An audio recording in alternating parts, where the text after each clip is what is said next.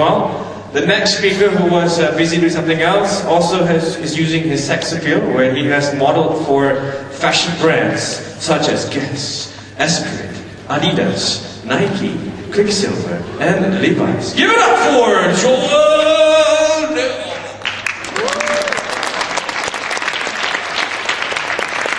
Joel na.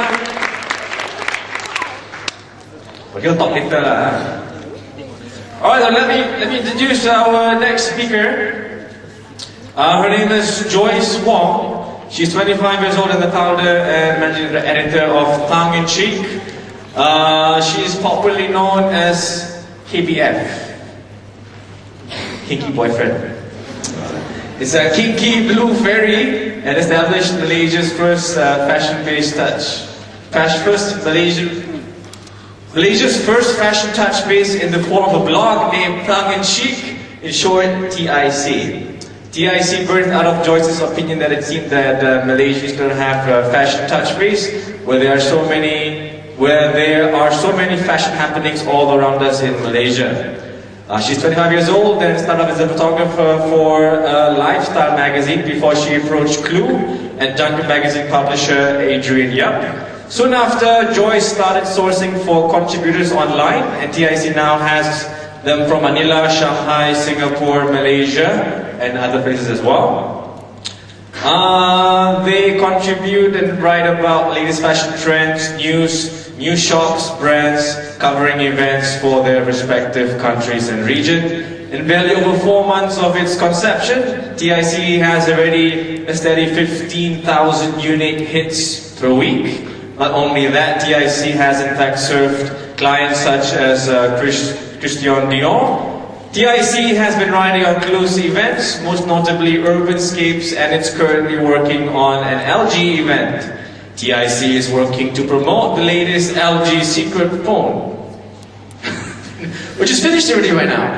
Joyce is also considering TIC as an avenue where brands can reach a large base of their customers. To tell you more about her experience with TIC and everything else, let's give a big round of applause for Joyce Wong.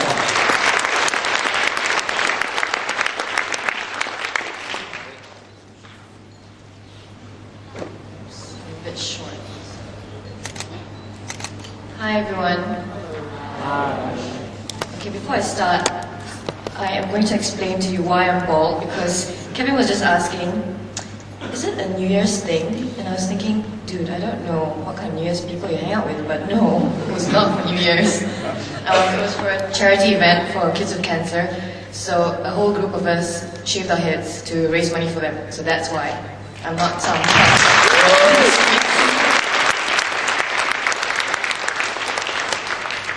So, well, Kevin basically touched on everything that I'm doing right now, and I think I'm just going to expand a bit more on how it all started.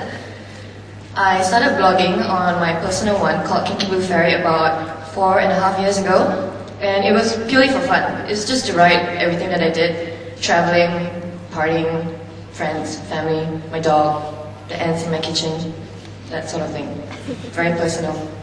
And at a point of time, I was in media. I just started as a photographer and a writer.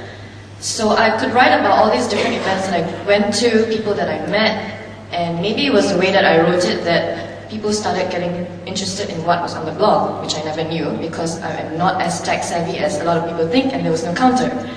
So for the longest time, I thought that 10 people read it.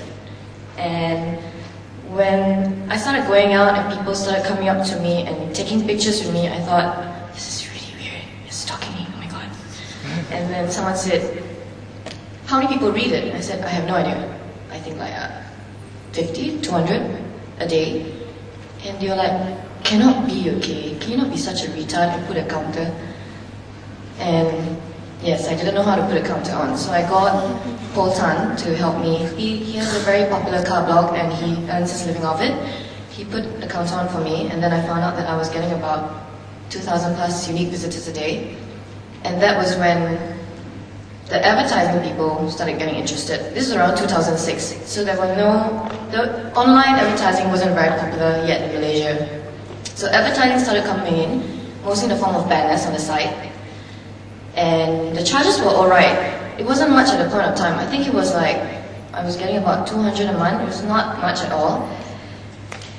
And Athletes was just about starting then. And I was thinking, I want to change my blog. It could be so much better. There could be other things I could do with it. So in exchange for a new site, which I didn't pay for, in exchange for that new site, I gave them a free advertising spot for exactly 1 year, which I thought it was a give and take thing. Basically, I didn't want to splash 5K on a new site, so I turned it around to something that I could give them and they can give me. So the new site came out about 2 years ago. I didn't even look at my notes. Yeah. Okay, so the new site came out about 2 years ago, and that was when NYEC came into the picture as well. A lot of the bloggers will go with either one agency or the other. I don't know. I was thinking, why should I? Why can't I just be with both? So I was being a bitch and I was like, I just want to be both, okay? So I have both agents who manage all the advertising for me, whether it's for banner advertising or editorials that we write.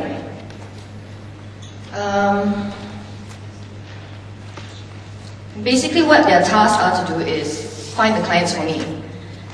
I used to deal with all the clients directly, and that took a lot of my time because they'll email with rates and how much is this and can you do this and it has to go up then. And at that time I'm working as well, and it was just very time consuming.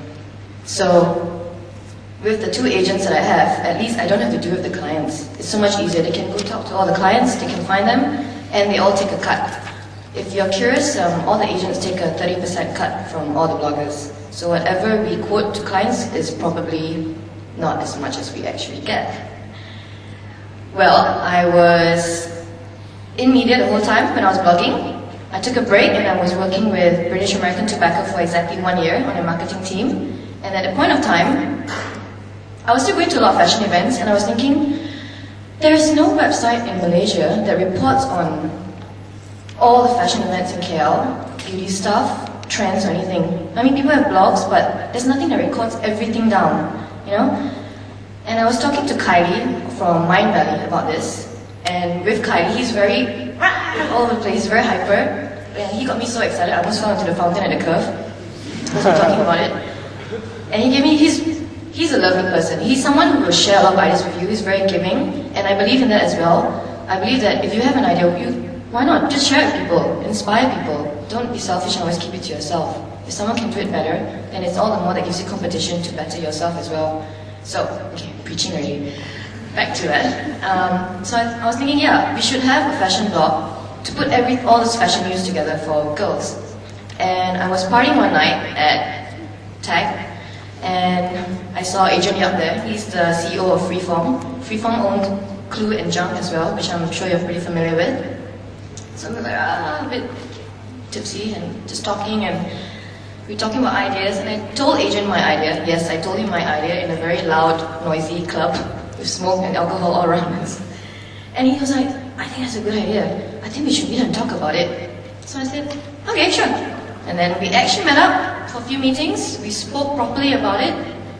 We drew out the plans because I couldn't start the fashion blog by myself because of lack of funds and manpower. I would need money to pay for programmer, designer, writers. I don't have that kind of funding. So when this comes into play, this is where Agent can step in, fund the project, and in turn, I see it come to life, and I own a part of it, but not all of it. So I left AAT early last year. I went to join Freeform full-time, and I spent hours with the programmer just thinking of all the things we need for the site.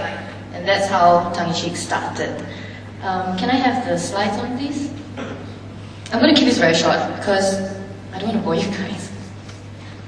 So, we started tongue-in-cheek in March, but we didn't launch it yet. The reason why we just put it online is to get feedback from other people, you know, fashion insiders, girls who surf a lot, get their feedback on what they think is missing, what could be better, because we could be blinded to certain things that we think is perfect. And, I mean, we would never think it's perfect, but there's always things that readers will want more of. And after a few months, before we launched, we sat down and we talked about what tongue-in-cheek is about. is not about dictating what fashion should or should not be. We wanted to form a place where girls could go and surf for anything that they wanted to do with fashion events in town, flea markets, sales, just a one-stop website, preferably. So it's supposed to be a community for regional fashion, style, and trends. We wanted to preferably try to have reports from different contributors from all over the place on new designers, new stores, all this street style that you don't see in a lot of fashion magazines, traditional media. And also to promote a lot of the new up-and-coming designers, because I feel that they don't get enough support sometimes. They have to pay for the support, they have to suck up a lot. I don't think that they should have to be, okay, maybe for instance like Fashion Week. A lot of the new designers have to, if you didn't know, a lot of them have to pay a lot of money to show their stuff on Fashion Week. And as a new designer, they don't have so much money to, blow 6 to 9K that they have to pay just to show once. And what we want to do is actually showcase more of these designers in college, fashion college, who are very talented and deserve to have more mention on. Next slide, please. Okay, well, we had the first contest just to gauge how many people are interested in what we do, and we used Polyvore. It's basically just putting suits, ensembles together online. And we had about 200 entries, which was very shocking for us because we were so new. I think we were like 2 to 3 months old at the time. So this was before Urbanscapes. Next slide. So Urbanscapes is actually a Clue event, which takes place once every 4 years. And we thought this could be a good opportunity for us to make our first public appearance. And we had a booth at Urbanscapes. Next slide. We got Topshop to sponsor some bags, just to get people to sign up, give us database. Database is something that helps us a lot. When you want to sell advertising to a client, you can tell them, we have 5,000, 10,000 names, emails, addresses, and all the details. So this is how they know they're reaching out to the right people when they want to promote their event, brand. Yeah, so we had a huge market there, which was insanely hot, and I spent a lot of money, even though I managed to just walk around for half an hour. We had a lot of flea market vendors as well as more known boutique brands like Shoes, Très Chic, Bachi. Next slide, please. Okay, so after Urbanscapes, blah blah blah, we got contributors. We were supposed to get contributors from all over Southeast Asia, and I was thinking, I've never been to some of these countries before. How am I going to get these people? I don't even know who I'm looking for. So I surfed. I just surfed a lot. I spent hours surfing, and I found my new contributors through Facebook, and through just random Googling. From Singapore, I got a couple of fashion bloggers called Fashion Nation. They're really popular, and I think they're quitting their jobs soon to write full-time online. From Manila, I found this girl called Bianca. She was an MTV VJ. Randomly found her, I emailed her, and she was really helpful, and she's been contributing to us ever since. We've got some contributors from Jakarta and Bangkok as well. So I think we're really fortunate that we've got people from all over Southeast Asia, and it's very cool that they're all so excited about it, and they're so semangat in taking pictures and giving it in straight away. So we had the launch at Apartment KLCC last August. Before we had the launch, I'm very lucky to have a marketing team to approach all these different clients for me. So to make the launch work, you don't want to spend so much money because you're still such a new brand. Of course, I don't believe you're not spending so much money, my boss does. And to decrease the amount that we spend, we look for sponsors. When it comes to drinks, food, venue, promotion of their brand, and whereby they give us cash, which we used for all our materials for the event itself. So the launch was in August in Apartment, and these are just some of our guests. We had a photo wall, we have it at all our events, it's just for branding purposes. These are some of our sponsors. We had Makeup Store, Heineken, Durex, Beefeater, Kent. Hey, not so fast, stop, go back. Okay.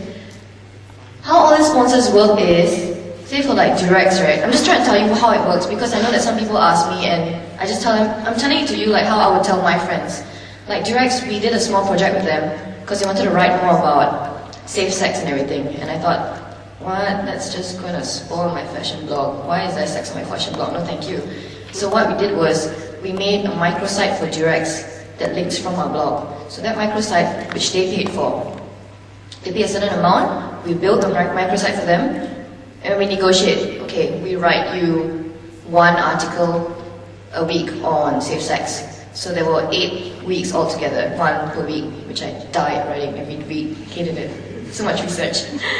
And in turn, so Durex gave us money and they put their stuff there.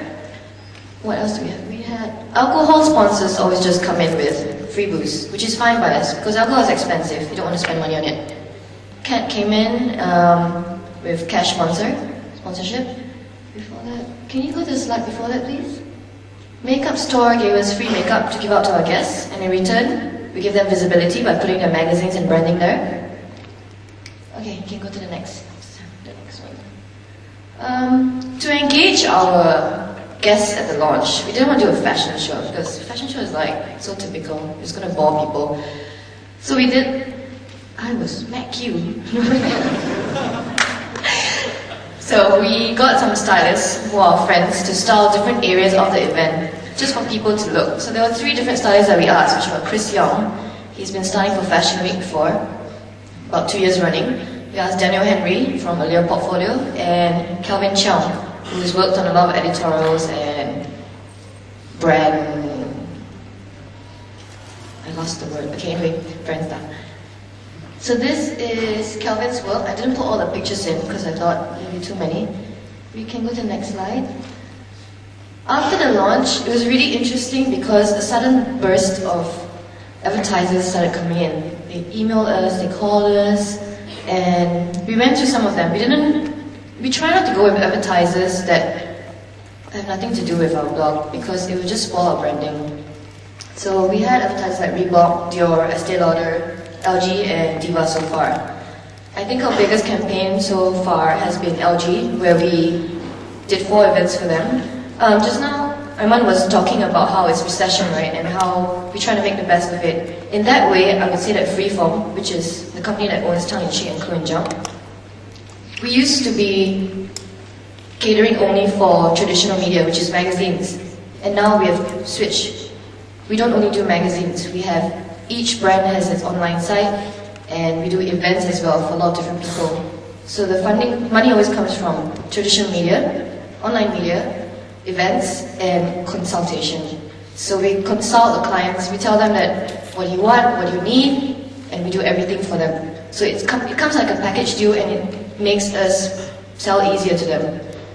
So for LG, what we did was, they wanted to reach out to the fashion people with their new phone called A Secret. So we came out with different themes and how we're going to reach them and how we're going to engage all these guests in all events, and then we had those. So those were all held end of last year and they've finished already. And that is all for my presentation.